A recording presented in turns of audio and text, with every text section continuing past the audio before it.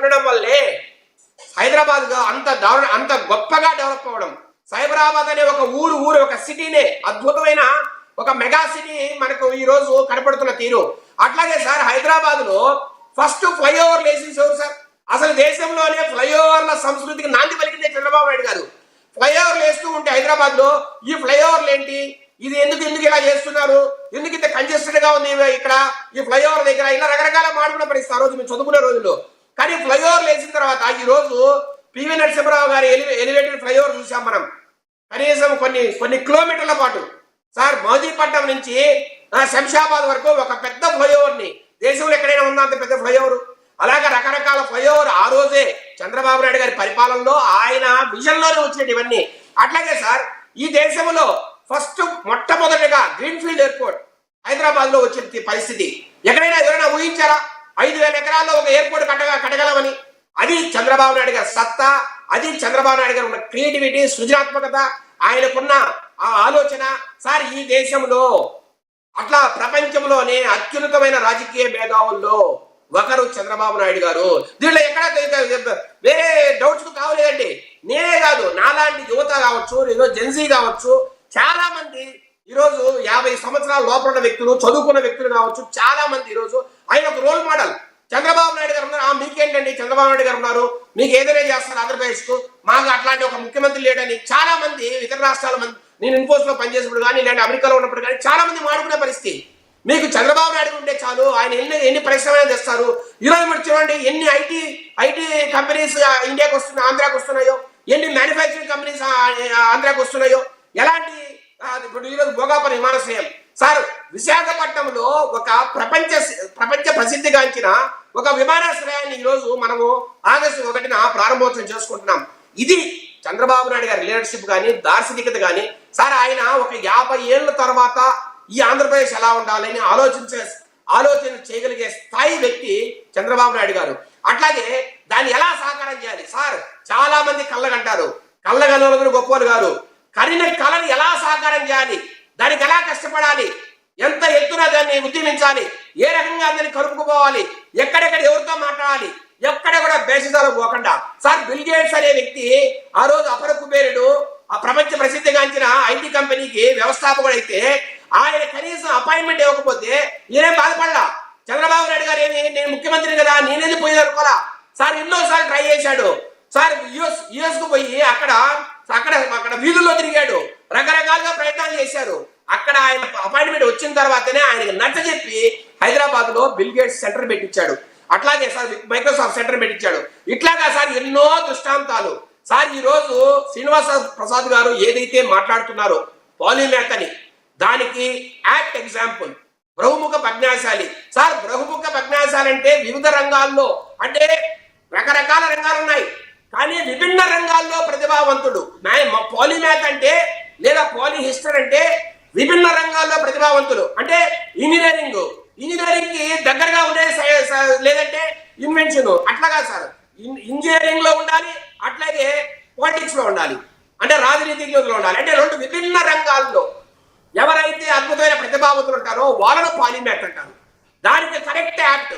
Sir ఆయన చదివే sir economics, కానీ ఈ రోజు రాజనీతిజ్ఞతలో, ఈ రోజు దేశ పరిపాలన, రాష్ట్ర పరిపాలనలో, ఎకనామిక్ సంస్థల్లో కావచ్చు, లేదంటే విద్యుత్ సంస్థల్లో కావచ్చు, అద్భుతమైన ప్రతిభా పాఠాలు కనవచ్చు. సార్ ఈ రోజు ఆంధ్రప్రదేశ్ లో ట్రాన్స్మిషన్ లాసెస్ అతి తక్కువ స్థాయిలో ఉన్నాయంటే ఈ దేశంలోనే, దానికి కారణం చంద్రబాబు నాయుడు కదా.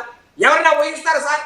ఈ ఎలక్ట్రికల్ రంగంలో, విద్యుత్ రంగంలో ఇలాంటి సంస్కరణ తీసుకురావాలి, ఈ ట్రాన్స్మిషన్ లాసెస్ మనం తగ్గించాలి, దానివల్ల ఎవరైతే వినియోగదారులు ఉన్నారో వారి మీద తక్కువ ధరకు మనము ఎలక్ట్రిసిటీ ఇవ్వచ్చు, పవర్ ఇవ్వచ్చు అని ఆ రోజు ఇక్కడ 30 సంవత్సరాల కింద 1996 లో ఆ రోజు ఆయన ఆలోచన అది. సార్ ఆ రోజు చాలా మంది మాట్లాడారు ఆయన్ని. సార్ ఆయన రైతులు పట్టించుకోవట్లేదు, లేదా రకరకాల మాట్లాడాడు. ఆయన ఏం చెప్పాడు సార్?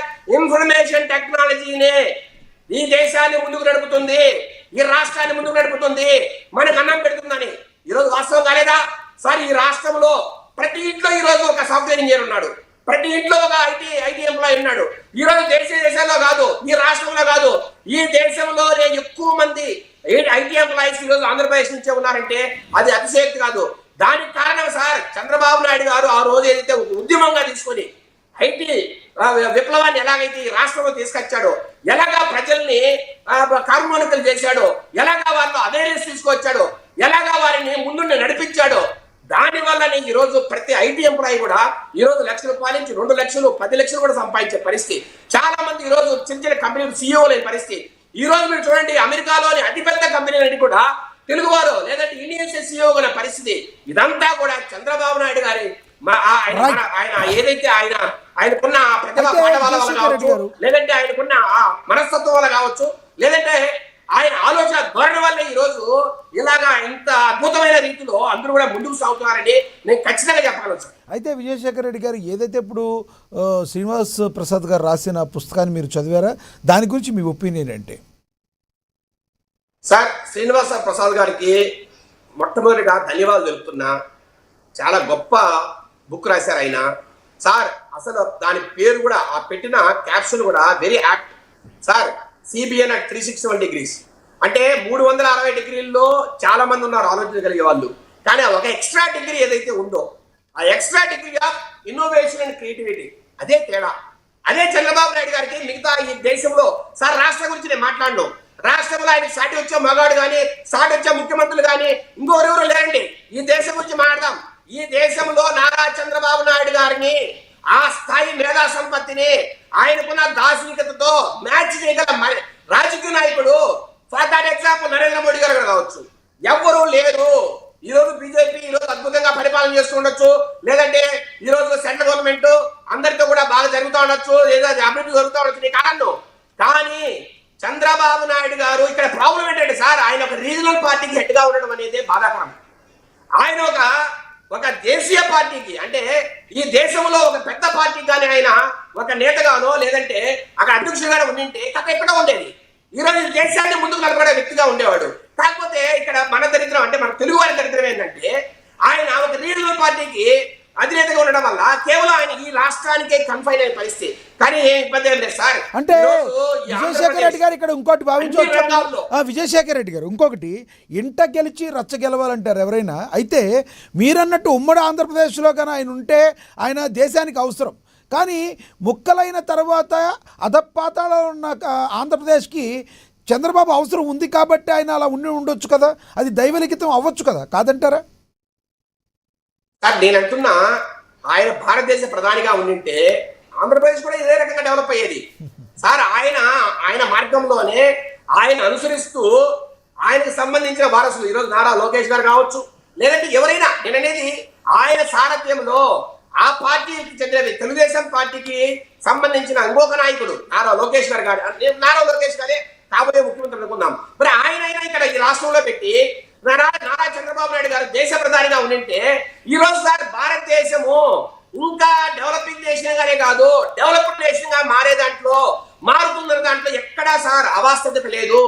ఆయన కానీ ఒక 10 సంవత్సరాలు ఈ దేశానికి ప్రధానిగా ఉంటే, నిజంగా ఈ దేశ ప్రజలకు అదృష్టం ఉంటే ఖచ్చితంగా సార్ ఆయన ప్రధానమంత్రి అయితే ఈ దేశ భవిష్యత్తే మారిపోతుంది. ఈ దేశాన్ని ఎక్కడికో తీసుకెళ్తారు ఆయన. అంతటి గొప్ప మేధావి, అత్యున్నతమైన ప్రతిభా పాడగలిగిన వ్యక్తి సార్. ఆయన తెలుగు వారిగా పుట్టడమే ఆయన నిజంగా కూడా ఆయన బ్యాక్ స్టెప్. అది ఆయన తెలుగు వారిగా ఒక ఈ రాష్ట్రంలో పుట్టడం. ఇంకోటి ఏంటంటే సార్, జగన్మోహన్ రెడ్డి లాంటి ఒక అవినీతి తిమింగలంతో, అట్లాగే ఒక నేర చరిత్ర గల కుటుంబంతో ఈ రోజు ఆయన పోటీ పెట్టి రాజకీయాలు చేయాలనుకోవడం కూడా నిజంగా బాధాకరం.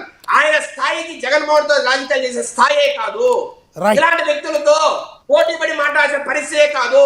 కానీ మన దరిద్రం, తెలుగు వారి దరిద్రం. నేను అంటున్నాను సార్, దేశ ప్రజలు కానీ ఆయన కానీ ఒక ప్రధానమంత్రిగా ఒక్కసారి ఛాన్స్ ఇచ్చినా ఈ దేశానికి ఒక కొత్త భాష్యాన్ని, కొత్త పందాన్ని తీసుకెళ్ళగలగా మహామేధావి, అత్యున్నతమైన ప్రతిభా పాడగలిగిన వ్యక్తి నారా చంద్రబాబు నాయుడు గారు. సార్ నేను అంటున్నా, నెల్సన్ మండేలా గారికి నోబెల్ ప్రైజ్ ఇచ్చారు, Martin Luther king Nobel prize ఇచ్చారు. నేను అంటున్నా భారతదేశం తరపు నుంచి నారా చంద్రబాబు నాయుడు గారికి నోబెల్ ప్రైజ్ రావాలి. ఆయన దానికి అన్ని రకాల అర్హుడు. ఈసారి ఈ దేశంలో, ఈ రాష్ట్రంలో శ్రమదానాన్ని ప్రవేశపెట్టింది ఎవరు సార్? ప్రజలను పార్టిసిపేట్ చేస్తూ గవర్నమెంట్ ప్రోగ్రామ్స్ లో శ్రమదానం చేస్తూ అభివృద్ధి చేయాలని మొట్టమొదటిగా మాట్లాడింది ఎవరు సార్ ఈ దేశంలో? అట్లాగే సార్ క్లీన్ అండ్ గ్రీన్ ఈ దేశంలో ఈ రోజు మాట్లాడుతున్నాం సార్, మన స్వచ్ఛ ఆంధ్ర, స్వచ్ఛ ఇండియా అని. సార్ ఆ రోజే 1996లోనే క్లీన్ అండ్ గ్రీన్ కార్యక్రమాన్ని చంద్రబాబు నాయుడు గారు. అట్లాగే సార్ మీరు టెక్నాలజీ రెవల్యూషన్ కావచ్చు, ఎకనామికల్ సార్ ఈ రోజు డిజిటల్ ట్రాన్సాక్షన్ గురించి మాట్లాడుతున్నా సార్. డిజిటల్ ట్రాన్సాక్షన్స్ తేవాలా, క్యాష్లెస్ పేమెంట్స్ ఉండాలని నరేంద్ర మోడీ గారికి ఒక కమిటీ చేస్తే ఆ కమిటీ హెడ్ గా డిజిటల్ ట్రాన్సాక్షన్ ప్రోత్సహించని చెప్పిన వ్యక్తి నారా చంద్రబాబు నాయుడు గారు. ఈ రోజు సార్ ప్రపంచ ప్రసిద్ధి కలిగిన కంపెనీలన్నీ కూడా ఈ రోజు ఆంధ్రప్రదేశ్ మీద మక్కువ చూపడానికి కారణం ఈ డిజిటల్ ట్రాన్సాక్షన్స్. ఈ రోజు sir 18 transactions per capita per day ఈ రోజు అన్ని జరుగుతున్నాయి డిజిటల్ ట్రాన్సాక్షన్స్ ఆంధ్రప్రదేశ్ లో. ఎక్కడ ఏ రాష్ట్రంలో కూడా ఇన్ని డిజిటల్ ట్రాన్సాక్షన్ జరుగుతున్న పరిస్థితి లేదు. అట్లాగే ఎలక్ట్రిసిటీ రిఫార్మ్స్ కావచ్చు. ఈ రోజు సార్ అద్భుతమైన సార్ చెప్పారు స్వర్ణ చతుర్భుజి గోల్డెన్ క్వాడ్రిలేటరల్. ఈ రోజు దేశంలో అన్ని వివిధ నగరాలని అద్భుతంగా ప్రయాణ దూరాన్ని దాని ఏమంటారు సమయాన్ని తగ్గించి ఈ రోజు